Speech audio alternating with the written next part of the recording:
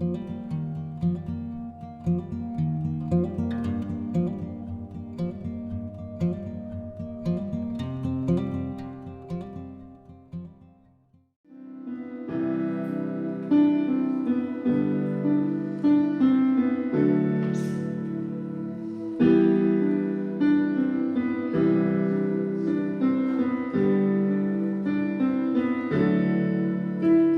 estamos aqui para o Senhor.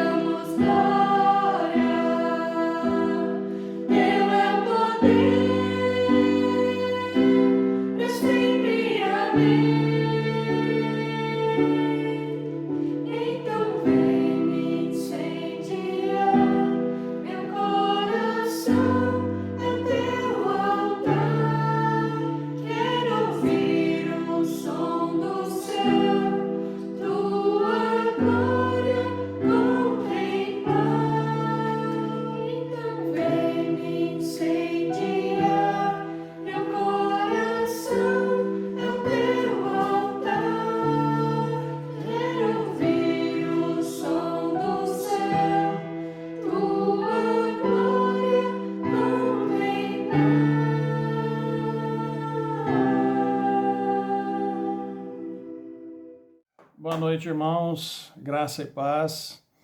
Um prazer estar com os irmãos mais uma vez essa noite. Queria dizer que estou com muita saudade dos irmãos e é uma alegria poder estar aqui. Fui privilegiado com o convite do pastor Joel para estar ministrando essa noite a palavra de Deus.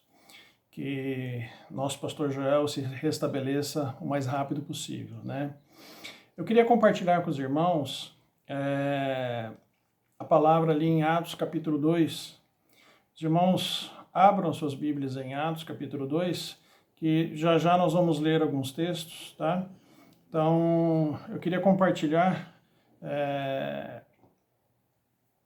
algo muito importante para a vida da igreja. Nós temos no livro de Atos, queridos, o início da igreja.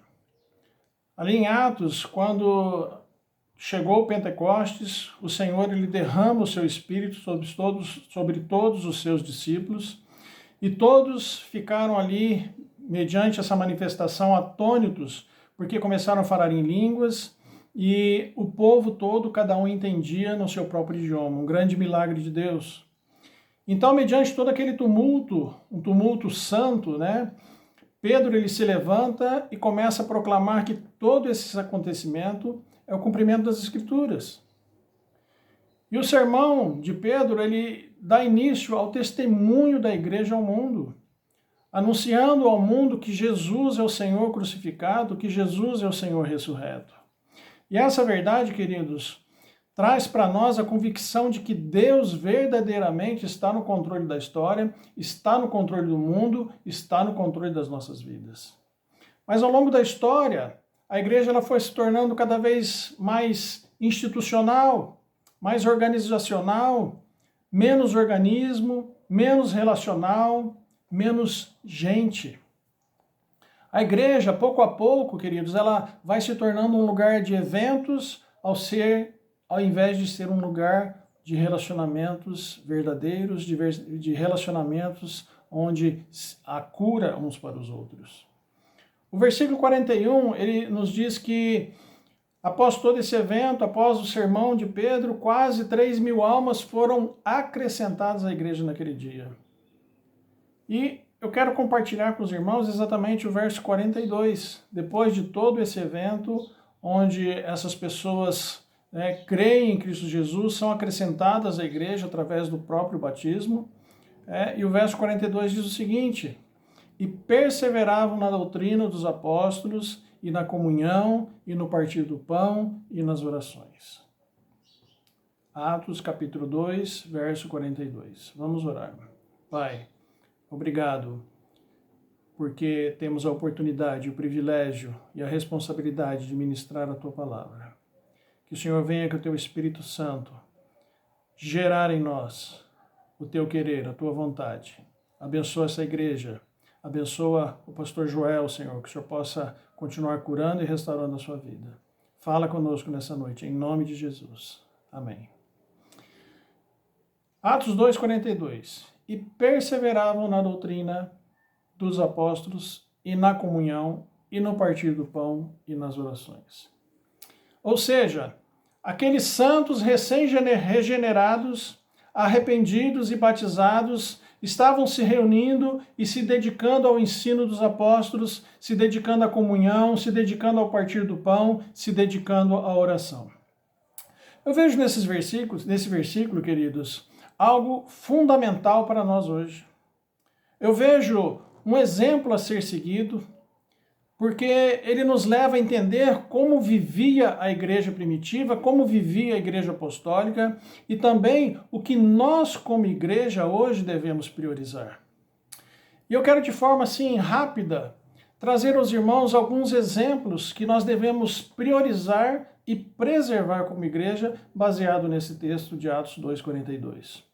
E o primeiro exemplo, queridos, é exatamente o ensino dos apóstolos. Há mais de 2.000 anos que uma igreja é considerada fiel, aquela igreja que prioriza o ensino dos apóstolos e que guarda esses ensinamentos no seu coração. E nós, queridos, nós priorizamos o ensino dos apóstolos quando nós estudamos as Escrituras, quando nos atentamos à pregação da palavra. Só que a grande dificuldade que eu vejo é que a maioria das pessoas não tem o hábito de manusear a Bíblia, não tem o hábito de meditar na palavra de Deus. E uma outra coisa é que as pessoas não se atentam para a palavra pregada. Tem dificuldade de prestar atenção mesmo. Pergunta para uma pessoa o que foi pregado a semana passada, a semana retrasada. Poucos vão se lembrar. Sabe por quê? Porque não se atentaram para a palavra, não degustaram a palavra, não comentaram sobre ela, não compartilharam dela. Uma outra coisa que eu vejo, queridos, é que esse termo Bíblia, palavra de Deus, ele tem sido uma palavra que parece que perdeu o sentido para nós.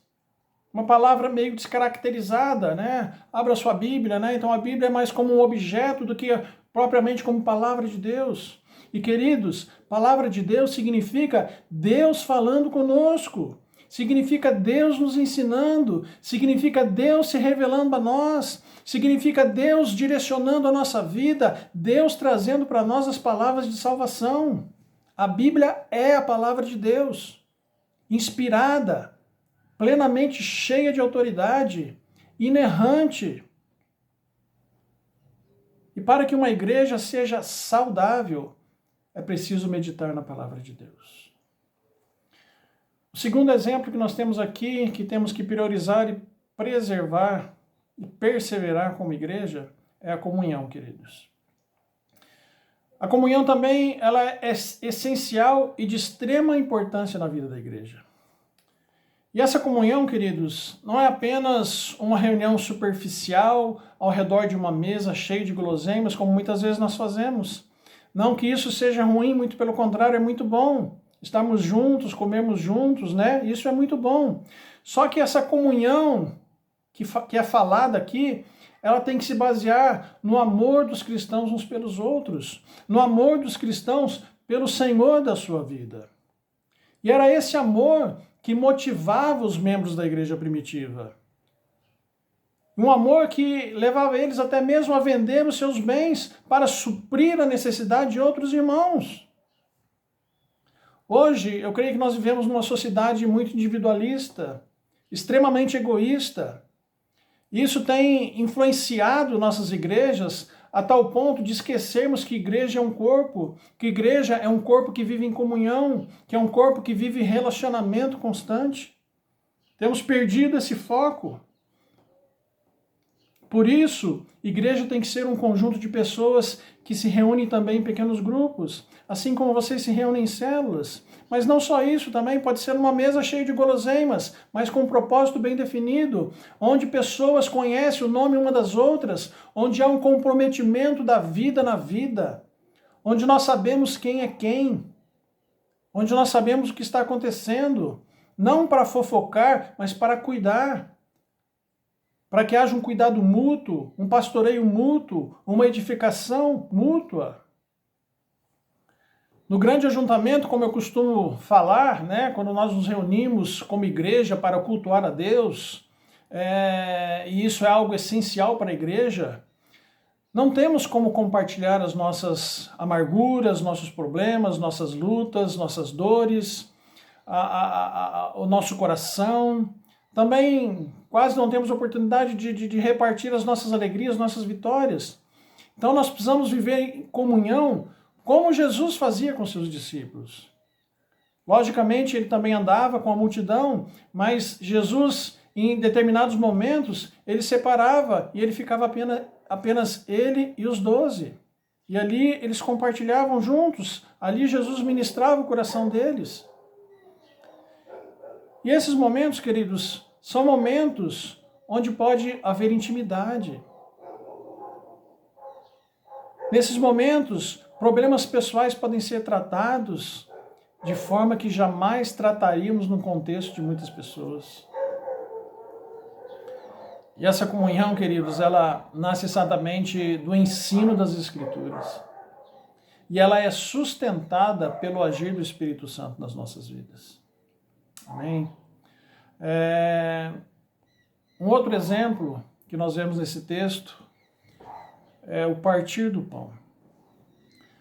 O partir do pão também nos fala de comunhão, de ajuntamento, de relacionamento, de cuidado, de alegria, de suprir necessidades, fala todas essas coisas. Mas eu creio que o texto também nos fala de uma referência à celebração da ceia do Senhor, onde os membros da igreja primitiva observavam esse momento para proclamar e para manter na sua memória o Evangelho de Jesus Cristo de uma maneira visível. E nós também fazemos isso e precisamos continuar fazendo. Mas eu creio que nós temos pecado um pouco. Porque, pecado numa maneira figurativa, tá, queridos? Porque a ceia hoje em dia, em muitas igrejas, tem sido mais um ritual do que uma grande celebração de fé e não traz à memória o sacrifício perfeito de Cristo Jesus em nosso favor. Então, nós precisamos celebrar fé e alegria e trazer à memória aquilo que Jesus fez por nós. E quando partirmos o pão, que Cristo seja glorificado e a sua igreja seja edificada. O último exemplo que eu tenho para repartir com os irmãos, queridos, é a oração. A igreja primitiva também valorizava a oração em conjunto. Eles também oravam não só individualmente, mas coletivamente. E eu creio também que, infelizmente, para muitos de nós, a oração não é uma reação automática quando temos boas ou más notícias. Geralmente esquecemos de orar, esquecemos que temos um poder muito grande nas nossas mãos, temos uma linha direta com o Rei dos Reis, com o Senhor dos Senhores. A palavra diz, no entanto, que a igreja primitiva orava sem cessar. Isso nos mostra, queridos, que orar era um reflexo da postura deles diante de Deus, em quase todas as circunstâncias.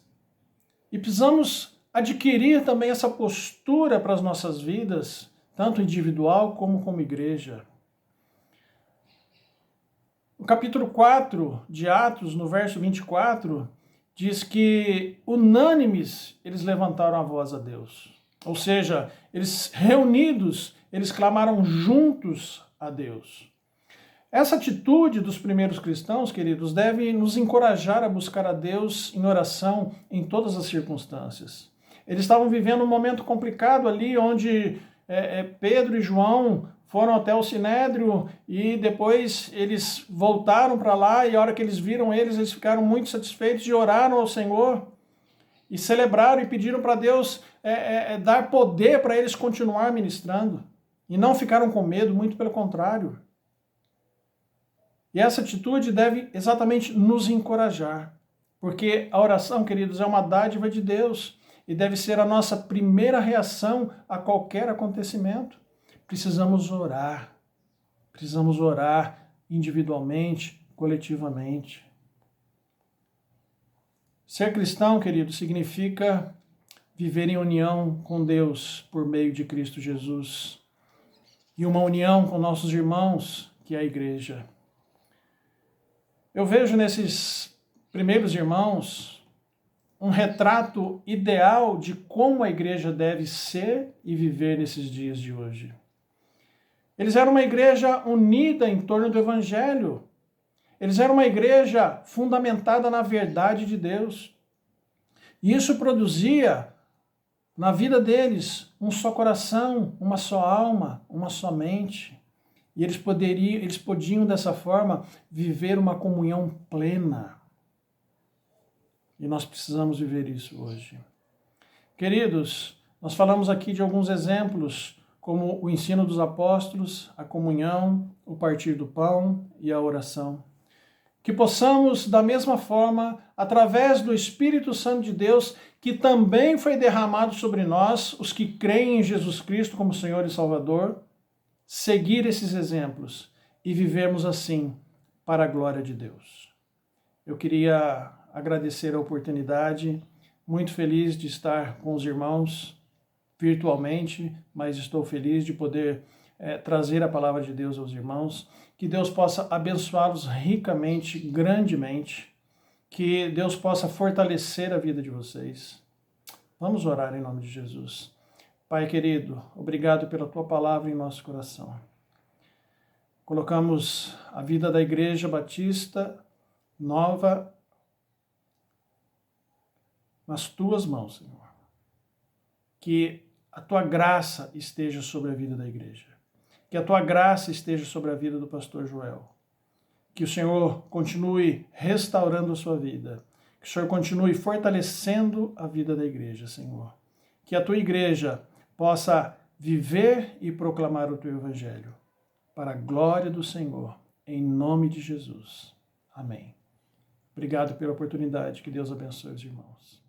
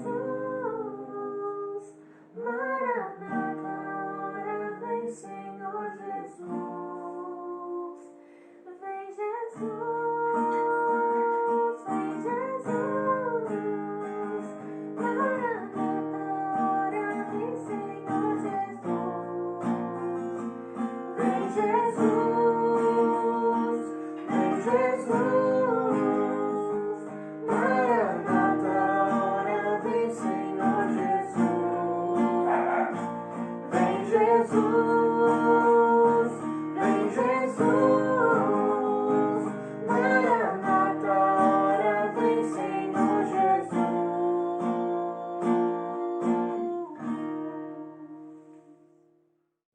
momento de ceia do Senhor, eu quero ler Isaías 53, versículo 4, que diz assim: certamente Ele tomou sobre si as nossas enfermidades e sobre si levou as nossas doenças. Contudo, nós o consideramos castigado por Deus atingido e afligido, mas Ele foi transpassado por causa das nossas transgressões, foi esmagado por causa de nossas iniquidades.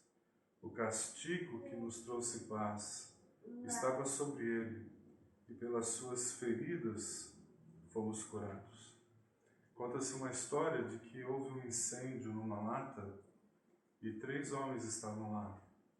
E um deles, para fugir do incêndio, procurou a árvore mais alta naquela mata e subiu.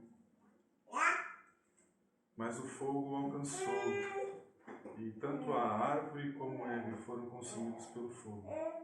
O outro homem resolveu correr. Correu, até que se cansou, e o fogo o alcançou também. Mas um outro homem pensou: eu vou para o lugar que já foi queimado.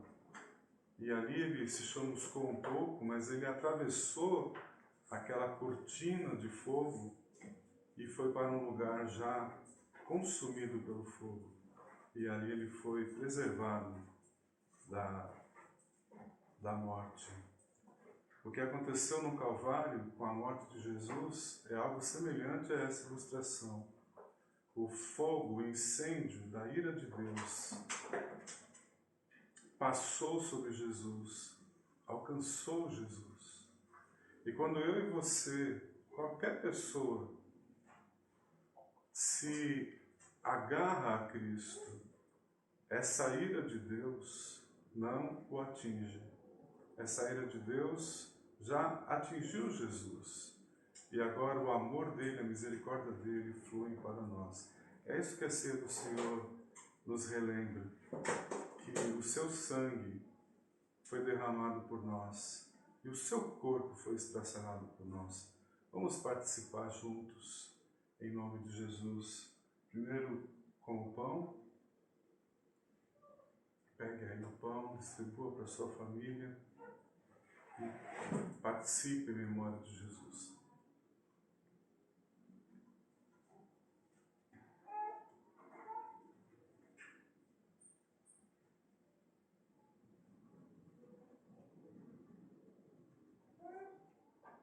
Depois pegue do suco de uva, distribua para os seus queridos e participemos juntos em memória de Jesus.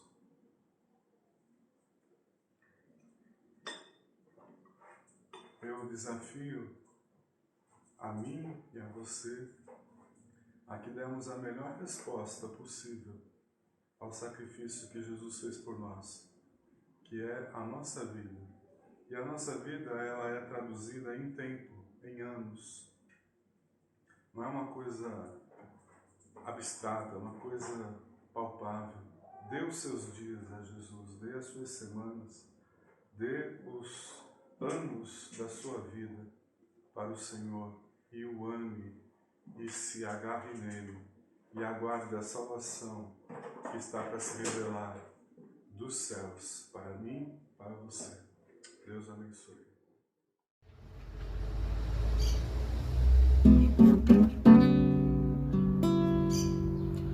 Como descrever, como explicar o amor que vai de leste a oeste e nunca mais vai terminar. Tu me conheces bem,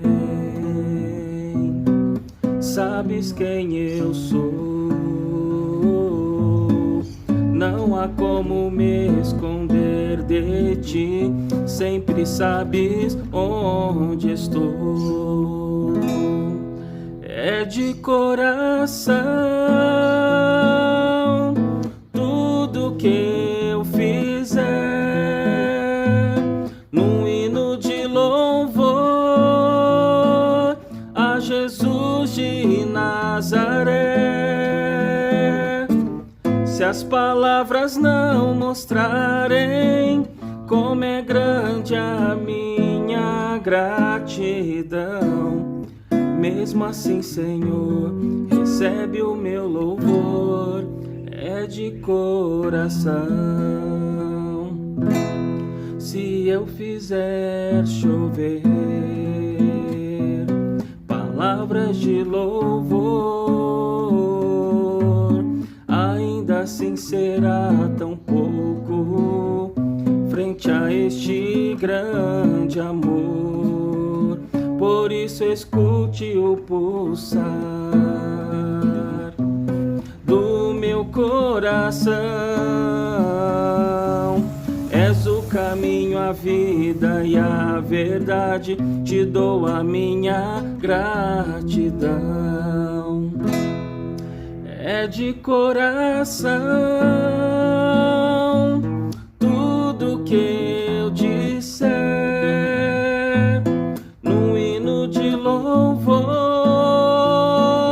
a Jesus de Nazaré. Se as palavras não mostrarem como é grande a minha gratidão, mesmo assim, Senhor, recebe o meu louvor, é de coração, é de coração. Tudo que eu disser num hino de louvor a Jesus de Nazaré.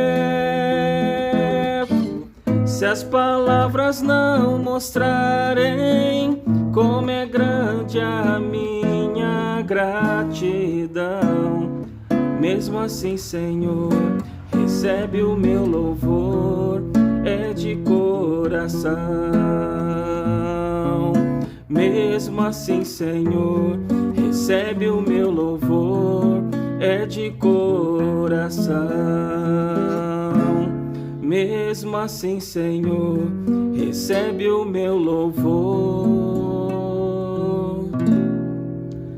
é de coração.